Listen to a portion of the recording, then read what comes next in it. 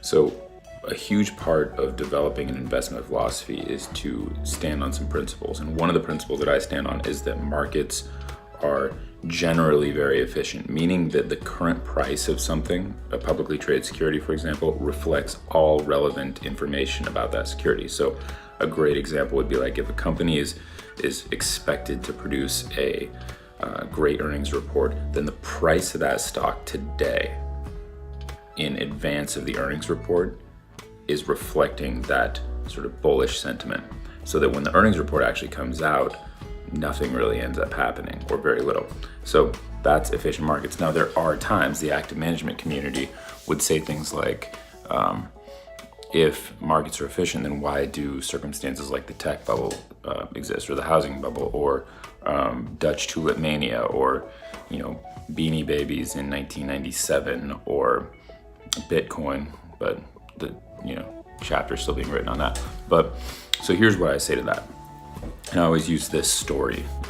If you are, let's just consider that there are two economists walking down the street. One of them believes in efficient markets, and the other person believes in sort of market inefficiencies. And they both walk by and they see this $20 bill laying on the ground, and the efficient markets guy says, "Oh, don't bother picking that $20 bill up. If it was actually $20, the market is efficient. Somebody would have already picked it up because people want $20. And then of course the other guy goes, well, no, that's $20. I'm gonna lean down and get it. So he leans down, picks up the $20, buys him lunch, and says, see, market inefficiencies exist. And the efficient markets guy kind of has to go, you know what, you're right. And so the corollary though is that inefficiency is exploited based off of luck, and not like some strategy to walk around the street finding $20 bills.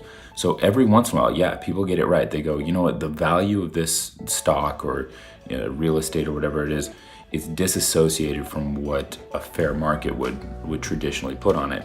But identifying those things is extraordinarily difficult. The active management community in mutual funds, only 13%, wait, hold on, my bad, 18%. 18% of actively managed funds have beat their benchmark over the last 15 years. And the last 15 years contains 2008 and 2009, and that was a time when efficient markets folks would say, look, this is an opportunity for active management to really provide value and spot market inefficiencies.